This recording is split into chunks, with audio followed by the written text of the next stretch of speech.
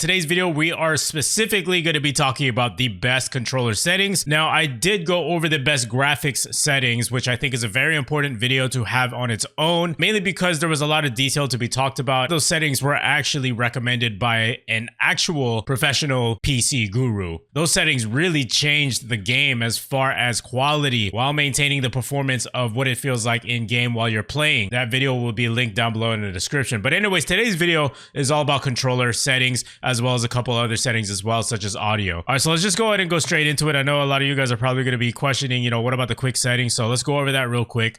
So master volume, I just have this all the way at 100. Obviously, it's very important for us to hear what's going on. This game is just mainly centered around sound. I don't know if you guys have noticed, but footsteps are incredibly loud in this game. And if you're not able to hear it, then you're going to be at a disadvantage. You got to have this up at all the way to 100. And we'll get more into the details later with the audio tab. Input device, mine is going to be a controller. Yes, I know I play on PC, but I do play with a controller. So, there's absolutely nothing wrong with that. That's just what I'm used to, and that's just what I'm comfortable with. For mouse sensitivity, obviously that doesn't apply to me. I do not play with mouse. Aiming, this is my sensitivity. It's a 6 and a 6. So this is probably something that's going to be increasing over time as I do get used to the game. Obviously, from Call of Duty to Call of Duty, it is a different feel each and every time, but it really just depends on how fast you can adapt to the changes of the sensitivity. So for me, 6v6 is okay, and how you find your best sensitivity is to just go into the firing range, play around with the sensitivity, and then find what works best for you. So good rule of thumb is just to start off with a high sensitivity and then work your way down until you feel you're comfortable enough. And also shoot at the firing range. They got moving targets over there that you can try and follow and tweak your sensitivity as you go on to help you find the best sensitivity. All right, and for the display mode, this is actually very important, and I have no idea why the game keeps resetting some of my settings here. But full screen exclusive is definitely the way to go for your display. And then brightness, it doesn't matter. This is personal preference. Field of view, I have mine at all the way over 120, but you could go with 105 or even 100 and then work your way up if you want to. Obviously, the big advantage is that you're going to have a lot more vision in your field of view. It is what it is. You're going to be able to see opponents from the sides mainly. That's the advantage. Versus if you have a smaller FOV, you're not going to be seeing as much, versus someone like an opponent who does have a wider field of view. He's going to see you and you're not going to see him. And that is pretty much the big difference there. However, there's a difference though. When you do increase the FOV, it also does reduce the performance slightly of your computer or your console. You may notice that you're dropping a little bit of frames. It's not too dramatic. Maybe I'm exaggerating there, but that is technically what happens when you do increase your FOV. So you have to be very mindful of that. All right, so aiming input device. Obviously, if you're on PC, this is going to be whatever you choose, mouse or controller. Mine's controller. Now for the button layout, I actually did edit this. Main reason why is because I use the tactical button layout. Now, what happens here is when you pick this is that your right stick is actually going to become your, slide, dive, crouch, go prone. That's going to be your button so that you don't have to take your finger off of the thumbstick to be able to do all that. Having that advantage of just having your finger already on it while you're in mid gunfight and you can do a drop shot, that's going to be extremely helpful in a lot of situations. And then your melee button is going to be switched to your B button, which is really not a big deal. I mean, how often do you really melee? Yes, it does happen, but it doesn't happen too often. I'd rather drop shot. I'd rather have that luxury of being able to do that right on point when I need to. This is also a very important setting right here as well. You can use this flipped option here. So this is going to basically flip the trigger to be your upper buttons on your controller, whether it's PS5 or Xbox Series X. Personally, I actually have this off because on the PlayStation, when I was playing with a PlayStation controller, I actually like to have this on and use the triggers on top instead of the ones on the back because it just felt more natural that way as far as the placement goes for the buttons. You can have this on if you want, even if you're on Xbox as well. But for me personally, on Xbox, I like to have this off and just use the regular trigger. I'm going to keep this on default. And then controller vibration, I have this off just for a couple of reasons because one, it saves the battery of your controller a little bit longer. Even if I I do have this plugged into the USB on my PC, vibration is not going to be some sort of distraction for when I'm in a gunfight. Yes, it's that serious. So, you know, I like to just immerse myself, stay focused on the gunfights, and not really have to worry about, you know, the controller vibrating. That really doesn't really mean anything to me. But if it's a personal preference for you, then by all means, keep it on. And then for aiming, we went over this. Mine is 6/6. Don't copy this, guys. I mean, if you copy this and you do bad, you can't come back here and say, man, these settings are trash. This is literally personal preference. So what is my best sensitivity may not be your best sensitivity. So like I said, you got to go into the firing range and go ahead and test it out yourself. Now, as far as the ADS sensitivity multiplier, I'm pretty sure a lot of people do recommend bumping this down just a little bit. The default is around 1, and I find that in most Call of Duties, even including this one, 0.8 to 0.85, even 0.9. I think 0.8 is a pretty solid choice here to go with the multiplier. So definitely try that out. If not, then go ahead and tinker around with it. Sensitivity multiplier, I don't really mess around with this kind of stuff. You know, it's just mainly third person, ground vehicles, air vehicles, and stuff like that. Not really that important in gunfights. Vertical aim, same thing, there it goes as well. This right here is a really, really good tip that not a lot of people know about. I've actually been doing this since Modern Warfare 2019, and I quickly discovered the importance of it when I started playing Warzone, because you know in Warzone, you run around a lot, the maps are huge, and when you're constantly pressing down on your left thumbstick, it can be very draining, and it kind of hurts your thumb after a while. Your thumb starts to develop a dent in it, and if you play Warzone long enough and you're sprinting a lot, sometimes, you know, you hit a nerve in there and it starts to hurt. It becomes very painful. And other than that too, the thumbstick starts to wear out over time, especially if you game a lot. So I discovered this setting right here is a very game-changing setting where you turn on automatic tactical sprint. So with this one, it's a 2-part thing right here, and you need to have this tactical sprint behavior to toggle. All right, now for equipment behavior, I just have this on hold. Weapon mount activation, ADS melee, it's all personal preference. Interact reload behavior, tap to reload. Armor plate behavior is going to be apply 1. Now let's go over to the advanced tab here for the controller settings.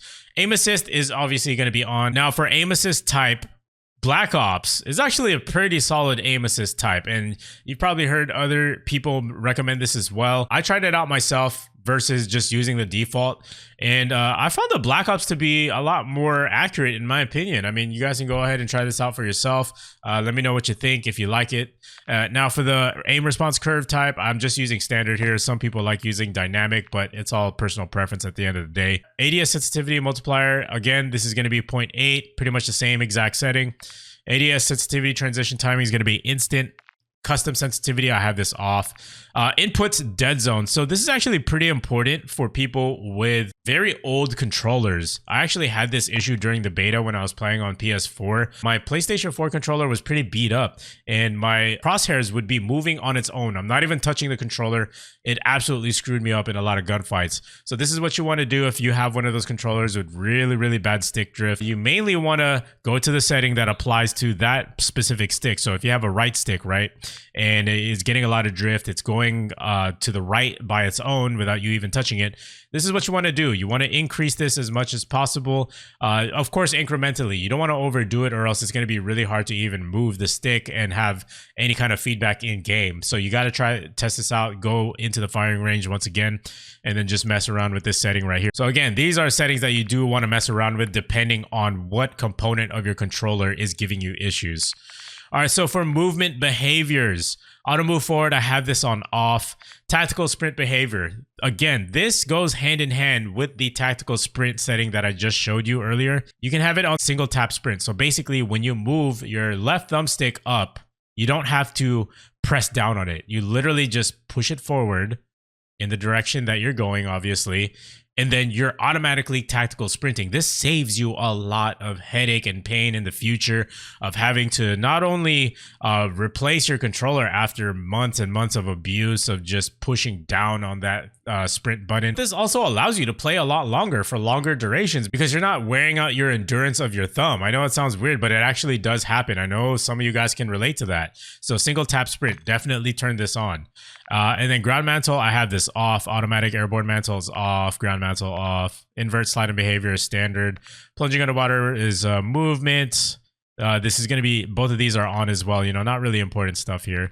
ADS stick swap, I have this off. Backpack alternate control off. Weapon mount exit is medium. I have both of these on right here.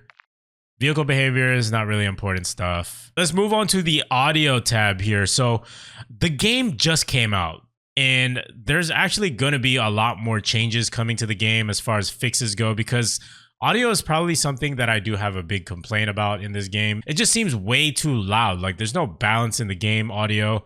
So, you know, I can barely hear my footsteps when I'm running, but the opponent can really hear mine, and I can barely hear theirs. I don't know, man. It's just so weird. So these audio settings pretty much are what I will still use in the future, but I just want to point that out, that it's not these settings that is causing, you know, whatever is going on in the game. It's really just the game itself that needs to be fixed immediately. So for audio mix, we can't really pin down what's the best audio mix just yet, because there's still audio issues that need to be fixed. You know, I really wish that they had like a treble boost or something like that, because that will help you hone in on like footstep sounds the most. Having bass boost, you know, having it really deep, it kind of like drowns out all the sounds and meshes them together. So you can't really distinguish too easily compared to something with like a treble, you know, of hearing footsteps in that aspect. Everyone's got different ranges of hearing frequencies, so choose whatever fits you. Master volume is going to be at 100. Music volume, I don't care too much about this. I got it on 0. I just want to focus on the match. I don't want to hear no guy talking or, you know, some unnecessary music when I'm in a very clutch situation. I just want to be able to hear everything. Dialogue volume is on 100. Effects volume is on 100. Obviously, you need that. Hit marker volume on 100 as well. All right, so for mono audio, this is actually really important, because when you have this on, you're able to have a directional type of sound that's going to direct you to where that sound is coming from. So it's very important you have mono audio on. Obviously, in Modern Warfare 2, the footsteps are very loud. Gives you a huge advantage if you know exactly where the opponent's coming from. And that exactly explains why they know where you're coming from as well. So yeah, this is a pretty overpowered setting in my opinion. And if you don't have this on, then you're gonna be at a disadvantage. Subtitles, I have this off. Don't really care about that stuff.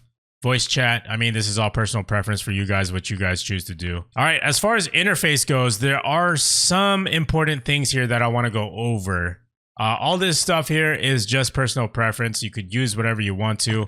Even the color customization, you know, this is just the default, right? I mean, you know, you can choose a color palette that you like. You know, you want things a lot more colorful. You know, you can do both for this to apply to the world, or just the interface on your heads-up display. So yeah, mess around with this however you see fit. You do have an example on the right-hand side here below me on what you see.